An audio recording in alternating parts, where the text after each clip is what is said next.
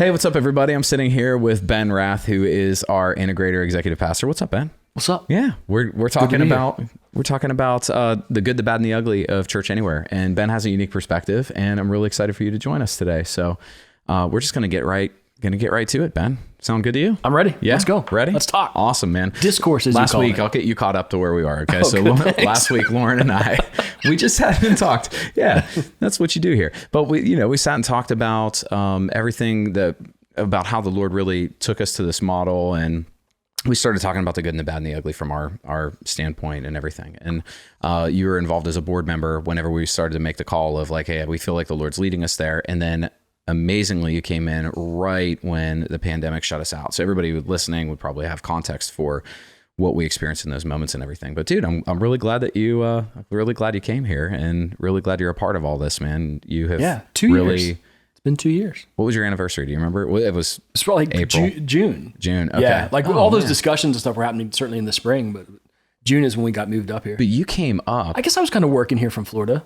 Interestingly, yeah, it was like, okay, you were here. We kind of knew it was happening. I knew you took a month off, right? Yes. In between, and you had to move as well. Yeah, and then I started to kind of like get connected with the staff when I was still living in Florida. Yeah. That was a fun time. Somehow you were here on, what do they call that? Day zero. Oh, yeah, I came up for what was that? Doug's L3 conference. That's right. That was canceled. And it got canceled. Yes. And we ended up, you and the staff at the time were like, okay, coronavirus is kind of a happening thing. What are we going to do? Yeah. We're sitting in the room talking about it, and President Trump comes on the TV. Yeah. State of emergency or whatever that declaration was. Yeah. Then they turned the world off. Down. Yeah. And did you drive to Florida, or were you? No, I flew. You flew. How did you get home? I flew. You flew. So they hadn't shut down the airports at that point. No, and I don't remember if like you had to do the mask thing yet. I don't know if they'd figured that out. Okay. Yeah. Oh, wow. Yeah. What did they do? I don't even remember it now. Did they shut down the world for like a couple of days? You and I were both. I think he made that statement, like the state of emergency or whatever that declaration was. And then everybody tried to figure out like, what did that mean? What could we do and not do anymore? Yeah. Okay. Yeah. Okay. And you were ironically in the room when we're figuring out what we're going to do as we pivot. Yeah. If everything gets shut down, what are we going to do? What are we going to do instead? Pastor Brian gave me a call, I think earlier in the week, and he said, hey, our school that we're renting is actually shutting us out. I hope that doesn't happen with you guys. And I'm like, I think we'll be okay. Didn't you get the call the same day? Right after Brian, didn't the school call or something? It was pretty close after that. Okay. Yeah, it was either the same day or it was like in the evening or something like that. But you were there. You were around the table. Right. And that was, it was the providence of God that you were there. You were there from the beginning. And then we live streamed something from your living room couch that Sunday, because I was in town that weekend. Because the Trump meeting thing, that was a Friday. Mm-hmm. I don't know what I did Saturday. Yep. But Sunday, I remember in your living room and we did some sort of a live stream. Yeah. I did a couple of those, I remember. But that was the first one, and it was so awkward for me because I was not used to digital ministry at all. Yeah, I remember you saying like, this is weird. I don't know how to talk to a camera. Yeah, I don't know. I don't like it, I think is what you said. If you go back and look at it, you can clearly tell that. I'm like looking at all you guys to talk. Like, I don't know how to talk to a camera, guys. Yeah. Like, I'm a feeler. I feel the room. I like to talk to people. Right. But thank you, because I think you, in your analytical nature, you spoke to things that really helped our church process it when I had no clue how to help them. I'm glad it worked out. Yeah, it's going to be fine. Don't worry, guys. It's going to be all right. That's all I got. And here's Ben. Hey, everything's changing, but one thing that hasn't changed is the hearts of your pastors. I remember you saying that. I remember that was saying great. That. Yeah, and Angela and Lauren obviously added some spice and fun to that. Right. I'm not fun. We're spicy. Well, yeah. And I was just deer in the headlights at that moment. I think you're fun and spicy, just, in the right context. That's fair. Yeah, I'll give you that. So, yeah. So Ben, you were involved from the beginning, but what's Did we really start cool. Yet? Is this happening? this is all live. Yeah. It's great. So Ben, with your background, with your unique background, I think about how the Lord has wired you to solve problems. Okay. And it's really cool. Just to see that. I've known you for, it's been probably close to 20 years. I think we determined on our last day we'll talk that we got to sit down together. But you have a consulting background, and you just have a unique way of looking at issues and seeing pragmatically the steps to take to solve the issue. I really love that about you. But you're a consultant. You started off really out of college, helping people solve problems, right? Yeah. Can you give me a good one that you helped to solve? Oh man, there's been a few. There was a retailer that I helped based out of San Francisco who had a vision for how do we make our shipment process from the warehouse to the sales floor be like a super streamlined door to floor. Like, don't put things in back stock, don't put things on shelves in the back room. Like, how do we order just what we need and how do we get it right onto the sales floor so we don't have to rent space to store things? Like, it's super efficient to do that. So that was a project I remember thinking, like, I remember walking into it and thinking, wow, that's a huge problem to solve and I think it's impossible. Yeah. But man, after a few months, we got close. Figured it out? Yeah, I don't think we ever got to that full ideal. Nothing ever hit the back room. We definitely made some good strides. Yeah. So so that was retail. Yeah, that was okay. Retail. And then you worked in the grocery industry. I don't know what that's still retail, right? Yeah. Retail grocery, so sure. Then you're in ministry. What's messier? Do you feel like retail or ministry? Like varying degrees here? Messy in different places, different spaces, like different type of messy maybe. Like what? Like messy in retail, I could see the planning, the execution side of things. Like it's moving, it's fast, it's competitive. Well, I guess like if you were in the retail side of business and you are like a customer facing part of that, maybe it's not different at all because it's like people interaction and that's always like, some of the messiest stuff. My side on the retail, the people wasn't the hardest thing. Yeah, no, it was. It was like the hardest thing. I was trying to make it like not be like people be the bad guy because they're not. I know. At the end of the day, like relationships are the hardest part, right? Yes. I mean, ultimately at the end of the day, if you're thinking about relationships and people, and John Maxwell says leadership is influence. And so, man, you're just trying to get things done through people.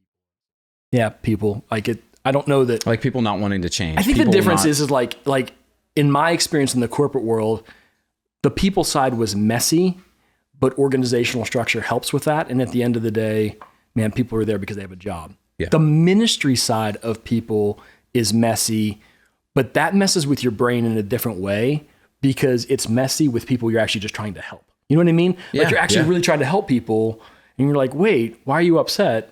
I'm just here to help. I'm your friend, right? Yeah. But they're mad at you and you're like, I don't understand how this is happening. So that part's, it's like different, but it's the people, right? Yeah. So did you have to learn that when you jumped into ministry?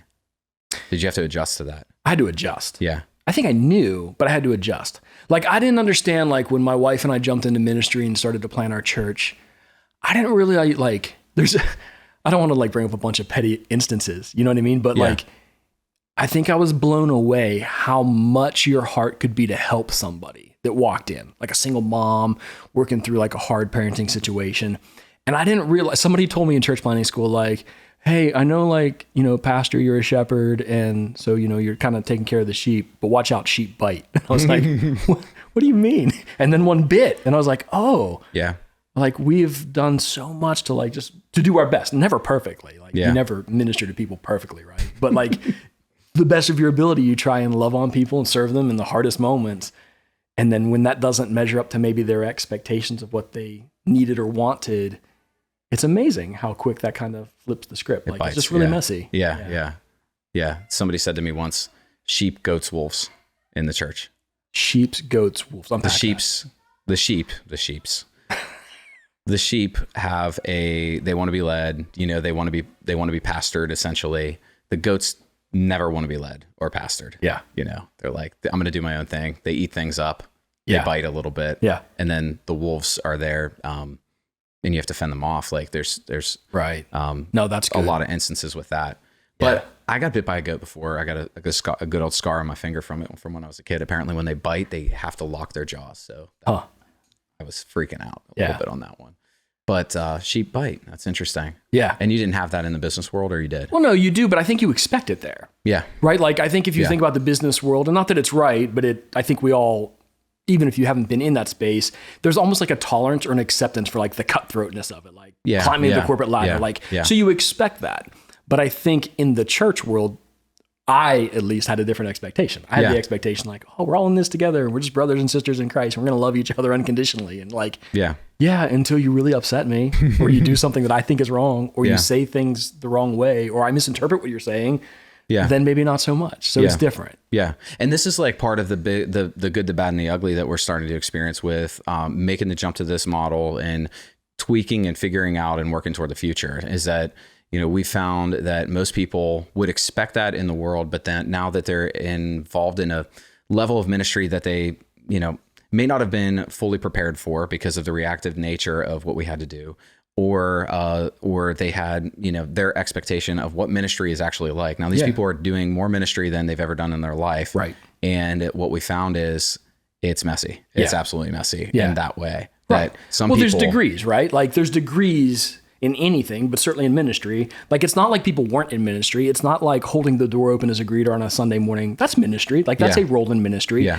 But it's different when you're actually holding the door open to your house and you're inviting people 100%. Into it. And there's actually, okay, that's not just that transaction. Now I'm slowing down with them for an hour in a group setting. Like when I start to engage life relationally with people who I may or may not know or know well. Yeah. And that ups the ante. That changes the game for sure. It's just, it's a different level or degree of ministry. Yeah. It's personal, it's relational ministry, which is some of the best stuff in ministry. But it's also some of the hardest stuff. Yeah. Yeah. And Ben, we had that conversation. I just, my heart for today was to bring people on the outside looking at this into the conversation that we had in staff, because I think you realized there was a day where things in your group just did not go well, and you can give the details of that. That's not mine to share, but you were just like frustrated, and we had a lot of frustration going on. Honestly, there was a lot of problems to solve. Right. Things we don't want to shy away from. And as a pastor, I'm like, okay, God's called us to this and we have to solve problems. Just because there's problems doesn't mean God hasn't called us to this. And it's really interesting that people think the will of God should just be easy every time. Right. And if we're in the will of God, it's easy. I found the exact opposite, especially for a pioneering generation, right? Right. But I wanted to bring people into the conversation of that because you had some wisdom about the mess that we're actually inviting people into whenever they step into a leadership capacity in this type of a role. Yeah. Well, I think, I remember that day. Yeah. And I'm like going through the laundry list of things and that fell out in that staff meeting. Turning in that staff meeting. I'm like, and so we had gotten feedback from some other groups too. And it all kind of came at once. And we're like, wait, are all these people talking to one another? Yeah. How's this all happening in one moment? Yeah. But it's like, sometimes the Lord just lets you see. Yes. And it's in those moments, what are you going to do with the problem? Yes. And when I go back to like problem solving, and you were kind of like, you have this knack for solving problems. I think it's because I don't ever think of a problem as a problem. I really mean this. Like problems for me are opportunities. Like there's a gift in identifying a problem. Yeah. Once I see it, I can do something with it. I can improve it. So I actually don't like to think of myself as a problem solver. I just have this idea like we can always get better. Yes. So I just always think improvement is out there. Yes. But if you just get stuck in, well, everything's a problem, then the idea is how to make a problem go away. And I don't think that's the answer. Yeah. It's just how do we improve it? Yeah, that's good. And so like that day, I remember thinking like, okay, I have heard stories from groups of like furniture being broken, drinks being spilled on carpets, kids crying and being, like that happening, a baby playing in a toilet. Like there was a lot of mess that day, right? We could talk more about that. Well, I'm just saying, like, it was a variety of things. It was an interesting morning as the staffers were sitting and talking about it. That is what we're talking about there. Yeah. That was what we were talking about. Like, what is going on here? And I was sitting there for a minute on Sunday as my group ended. I was frustrated. And then as I was talking to Alicia, she was sharing about the conversation she had with somebody who was in our group she was rehashing a conversation she had had months ago with my wife and said, hey, when you said this, it like set me free. It was months ago. Alicia never had thought anything about it. And so this girl's like, no, like literally I've been stuck in this kind of mindset or wrong belief about my life. But when you spoke this over me a few months ago, Alicia, in our Church Anywhere group, it set me free. Mm-hmm. And here I am looking at all the mess around me and thinking, thinking like, man, what a mess. Like this is a problem. And then there's this massive win coming out of it where somebody's life was changed. And I didn't even know that was happening. And I was just reminded in that moment, like, actually, I think when it's messy, at least as it relates to ministry, we might actually be doing it right. You know what I mean? Like maybe the mess isn't wrong. Maybe the mess is a good indication that it's right. And I think we see that. So I remember in that moment, thinking about that and the conversation, my mind just kind of went to that verse in Proverbs 14:4. It says that without an ox, the barn stays clean. Yes. But also without an ox, you can't have abundant harvest. Mm-hmm. So you kind of have to make the choice. Do I want a clean barn or do I want to have a massive impact? Mm-hmm. And I love that. Because to me, it takes what I think is like a wrong dichotomy where and it shifts our perspective. Like we actually have to accept a little bit of a mess. It's going to take an oxen in the barn that's going to poop all over the place. Yep. We're going to have to muck the stalls. He's sometimes going to break part of the, the stall that he's living in. Like there's stuff. So they're going to spill the coffee on the carpet. The plates are going to break. The kids are going to cry. Somebody's going to be in the toilet. But in the midst of all that, the messiness, sometimes that's when harvest is actually starting to happen. And you can't actually have one without the other. Like you have to pick, right? Large harvest or clean stable. You get to pick. Yeah. And so, especially when it comes to ministry and relational ministry and doing life with people, I think what the enemy would want us to believe is that when it gets messy, we're doing it wrong. And I actually have kind of flipped the script in my own mind. And I think we're trying to do that as a staff, that when it gets messy, we might actually be doing it right. Mm-hmm. Like when we're in the hardest moments with people, walking through them, and it gets really messy and hard and difficult, that could be an indication that we're actually onto something. Yes. That harvest is on the horizon. Yes. And so that's a huge mentality shift from what so many of us probably grew up experiencing in church. Right. Because contextually, we're at the tail end of the church growth movement, and the church growth movement was almost come to the church and everything will be perfect here. But you and I, we were a big part of that. Yeah. And we led in major ways a part of that.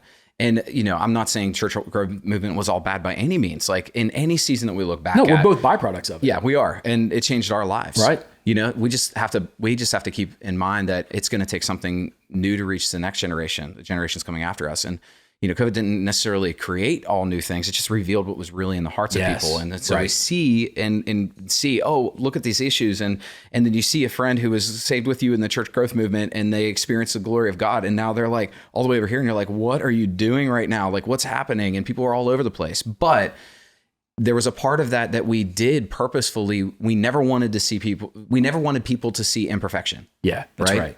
That's right. And no, for sure. Like, and I think that's, every movement of God, like God, thank God he's efficient, and thank God he works with imperfect people doing their best to accomplish his purposes on earth. Like he invites us into that. He could do it on his own. He's chosen to invite us into it. Therefore, it's going to be imperfect, yet somehow God works out his perfect purposes in it. So thank God for that, right? 100%. Yeah. But with that as a kind of context, any move of God, there's going to be a basement and a balcony to it, right? Like there's going to be an upside, but there's going to also be some stuff that maybe we get wrong in the process. Yes. And I think as it relates to this idea, if we can just beat Proverbs 14:4 to death, like part of the basement maybe of some of the church growth movement is that it's easy for people to get more focused on the stable than the harvest, right? Mm-hmm. And like the stable being clean and right and perfect.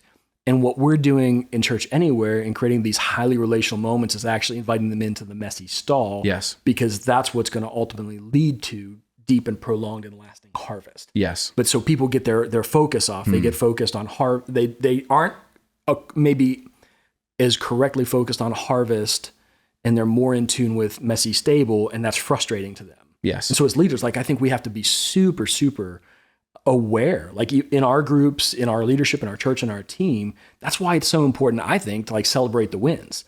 So like when that woman came to Alicia in our group and said, like, when you said this, it set me free.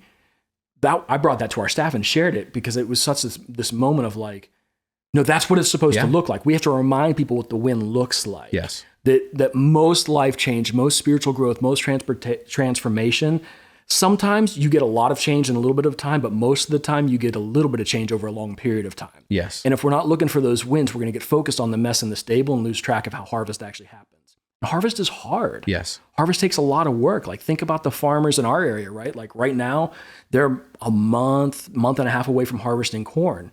But that corn has been growing. They seeded 2 or 3 months ago. Before that, they were plowing and manuring, and they had to rip up last year's stuff. Like harvest is really, really hard, and we all want corn, but I don't know if we want the messy tractor. Mm-hmm. So we've just got to reorient people to the win. Yeah. And I think like Jesus said it, right? Like it's not the well who need a doctor, it's the sick. I butchered that, but that's the idea, right? Like I think you did fine. Like the point is that we're actually supposed to be engaging in those messy situations, and that's more. Yeah.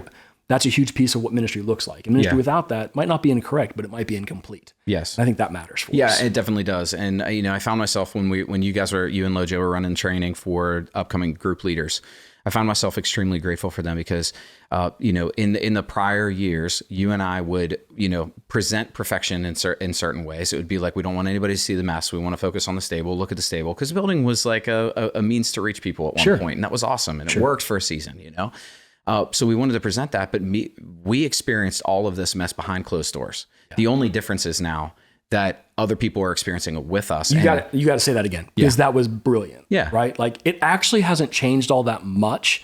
It's just we're inviting people into a perspective they didn't have before. 100%. I mean, stop the podcast right there. Yeah. Like, that's the huge difference. Yes. And so you have a group that has 3 people going through marriage issues. And the group leader has a propensity to think, oh, this is me. I don't know what it is. We're not doing a good job because all these people. No, those people are actually getting care because they're in your group. Yes. And God trusts you enough to bring them to you. Right. To see that care, whereas you wouldn't even have known that they had marriage issues. Like the issues that we've had to walk people through as pastors, where on the outside, the world looks at that person, everything is together, everything's perfect in their life. Oh, I wish I had the life of them. And then they come in behind closed doors and then they open up about everything that's been going on behind their closed doors. And you're like, you can be shocked. Nothing shocks me anymore. There is a point in time where you're like, Yeah. But that shock happens now with our leaders. And I think we found ourselves just reflecting and just saying, like, how can we help these people through this? And how can we train them to really care for people and set up reflexive systems so that if somebody is going through this, they're not resourcing them alone. Right. That's not appropriate by any means, But it's interesting, like with ministry, somebody, it might've been Pastor Larry. I don't remember who said this to me, but it would be really easy, especially like maybe in the era of church that we grew up in, to think that church is a lot about the production and the impact. And like, those things are awesome. Like, I'm cool with all those things, but that is an element of ministry. It's a part of ministry, but ministry ultimately, I think this is Pastor Larry who told me this. Ministry is about saying yes to running into the situations that everybody else would naturally want to run away from. Yeah. And he certainly lived that out in his life. Yeah. But it's saying, yes, I'm going to run into an ugly situation that is not of my own making, not of my own, I didn't do this, I probably can't even fix it, but I'm going to jump into it and be there with somebody. And to the best of my ability and to the degree that God will equip me, I'm going to do what I can and walk with them through that. Yeah. And that's, I think when we don't know that, we have a wrong or an incomplete expectation of what ministry is. But with that, I think it changes everything. Yeah. Right? Like if I don't have those types of situations in my life, I'm like, man, I got stuff going on in my world right now. You know what I mean? Like, everybody's got something going on in their world. And if I don't have those in my life with other people, I wonder if I'm actually being as effective as a minister as I want to be. Yeah, because the point of everything that you and I do as pastors is to equip people for the work of the ministry. Yeah. And if there's no mess in our lives, are we really being effective? Yes. So good. I had a friend who passed away this past year.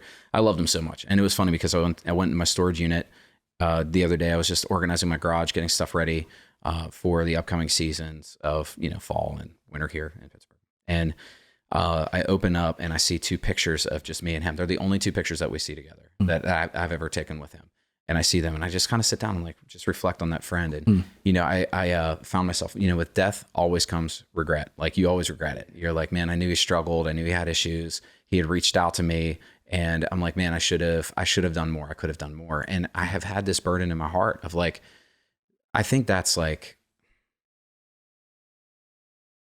the living with the weight of responsibility that I could have done something or I should have done something. In this situation, it wasn't that.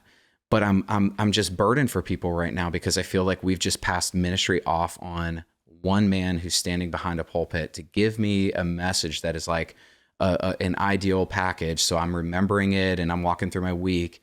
And then there's somebody next to you with a heroin addiction or somebody next to you who's drinking themselves to sleep or, and those people just come in anonymously. And I don't know. It's not like I can't say that I can't do that anymore because there's an aspect of what we do that does do that. Sure. It brings people in and it's evangelistic, but in the same sense, there just has to be so much more. Has to be so much more. I just have to believe that, the person next to that person has everything inside of them that they need to help that person become free in Christ. Right. And it's not that standing up and preaching a message is wrong. Like I said it before, It's not incorrect. but it is incomplete. Yes. Like think about it. In a course of whatever, a 35-minute message, there's no way whatever God has put on your heart can necessarily speak to all the specific nuances of problems that are going on in the room. Yes. That's the power of the word of God. Like he takes what you say and it impacts people's hearts in the way it needs to be impacted. Yeah. But in terms of walking through and specifically addressing, like that can't happen in that moment. Yeah. It's an unrealistic expectation of what that moment is and what it's supposed to look like. Yeah. But Paul, and I think it's early in Colossians, he talks about like, we went through all these struggles and all these challenges and he's not ever complaining about it. But at one point he's like, he was kind of beside himself to the point of like deep despair. And he's like, yeah, I know that I went through all of that because one day God is going to use that for me to help somebody who's going through the same thing. Yeah. And I think that's where the body of Christ maybe doesn't realize how much more is in them than they know. Yes. Like everything that they've gone through in life that God has delivered them from, that helped them to conquer and to overcome and to grow through. That is all really, really good stuff. And I always tell people, like our group leaders, listen, if there's somebody in your group, you have to almost go into it with the belief that you have something to offer, because that's kind of what Paul is saying. He's saying like anything that's gone on in your life, God is going to redeem that for you to use to help other people who are going through similar or the same things. Yes. And how many times have you seen that to be true in ministry? Yes. Where somebody's going through something. This happened in our group. Yep. Somebody was going through something in their marriage, and they had no idea that there was somebody sitting in the room who'd gone through the exact same thing, was only days on the other side of it. I mean, literally, like just days. And they're opening up and being vulnerable about where we're at in our marriage. And this person's like, I've got thoughts. Now, this person would say, I was still very lost and in healing in that season, but God was able to use it. And that's how efficient he is. But that's because God and the way he uses us, it has a lot more to do with availability than ability. Yes. And there's something about just being available in a person's life that creates natural ministry moments, not because you depend on yourself, because you depend on what God did in your life. And you just believe that if he's put somebody in my life, I must have something to offer them. Right. I think that matters. And in line with that, think about the one thing that person went into that group thinking. You had said it. There's probably nobody in this group who has the mess that I've gone through. Right. You know, and think about people going to church and sitting down and looking around and thinking, nobody else is struggling with what I'm struggling with. Yep. Meanwhile, there's people all over the place. And all we're doing is facilitating moments where people can talk about their mess, embrace the mess, and heal. And by the way, that's not every week in our group. No. Some weeks don't feel like that. Right. Some weeks you could say like, I always appreciate being with people and like, that's always fun, like catching up and how was the week and all that. There's not always this powerful moment of like, oh, wow. And look what, like sometimes, but not all the time. And as I think about like our groups, again, like if we just think about expectations we have that might be a little bit off base, ministry's like that. Yeah. I was thinking about that show Gold Rush on the Discovery Channel. Yes. You ever seen that show? Yes. Yes. Right. I watched it from season 1. And when you think about it, when you watch how much like tens of thousands, if not millions of yards of dirt they move in those big dump trucks. Yeah. And then they go and they run for a week and they run for a week and they wash the dirt and wash the rocks and they're collecting the gold and the trommel, and they go and they take all the gold, like mounds. They could build a mountain with all the dirt they moved. And when they get to the weigh room where they take all the fine sediment and they wash it and then they weigh the gold, it's like for a few ounces of gold. Like they move millions of tons of dirt to get a few ounces of gold. I think that's such an interesting and potentially powerful picture of what ministry can feel like sometimes. Yes. Sometimes we're just in the day-to-day. We're just in the grind of, we're just moving dirt. We're in relationship with one another and life's happening and coming up. But then all of a sudden you get to the end and there's an ounce of gold and somebody's life begins to change and you see the growth, or you see it in your own life or in their life. And it, somehow when the gold hits the pan, you're like, it's worth it. Yes. It's so worth it. Yes. It's such an honor to be a part of. Such a great analogy. And it's so beautiful. Yeah. When that happens in people's lives. Yeah. Yeah. And you look at even digging that gold and mining that gold, as you said, it's a brilliant analogy. You have a group of people who are, one person's driving a truck, another one's riding an excavator. The other one is, managing the machinery, making sure that everything is up and running. Another one's in a back tent, cooking the breakfast. Yeah. You've got people all adding to that, but each one of them gets a payout on the other end. Right. And has a mess to deal with in and of themselves. One might be covered in diesel fuel and another one might be covered in mud and another one might be covered in water, but it's messy, but it's worth it, isn't it? Yeah. And it's the long way, but sometimes the fastest way to get where you're going is to go slow. Right. And so I think that matters for us in ministry. We just have I think we just culturally have some bad perspectives on how God moves and how lives change. Right. And I think as it relates to ourselves and our own issues, the kind of the mess in our own stalls, we want a lot of grace and patience to be able to grow at the pace of the Holy Spirit. But when it comes to others, we have an expectation, like kind of a zero tolerance policy. Like it's got to get better now, or else I don't want that in my life. Yeah. But that's just not life on this earth. That's not the way that it works. Right. It's not the way God's designed it. Right. Ministry can be messy. It can be messy. Well, I appreciate all the messes that you've cleaned up. No. No, but for real, all the problems that you solve, and just not only like what you do and how you're wired, but who you are, Ben. I genuinely appreciate you, your effort, your friendship. I appreciate your outlook. As everybody can now tell, Ben is very articulate and challenges in such a good, wholesome, healthy way. And dude, you're a great leader. I appreciate it. Yeah, you too. This is fun. It's been fun talking with you. I'm sure we could talk for a long time, but we should probably end it. Probably here. 3 other topics we could spin out of here. But yeah, absolutely. We'll let people go. We'll do this again for sure. Love it. But thanks for everything. Yeah, man. You really do a great job, and thanks for your time today. So, hey, if you like this, I would really appreciate it if you could like it, if you could share it with somebody that you know could help, and also, why don't you give Ben some encouragement? Didn't he do a great job? So good. So good. Love you, man. Thanks, guys.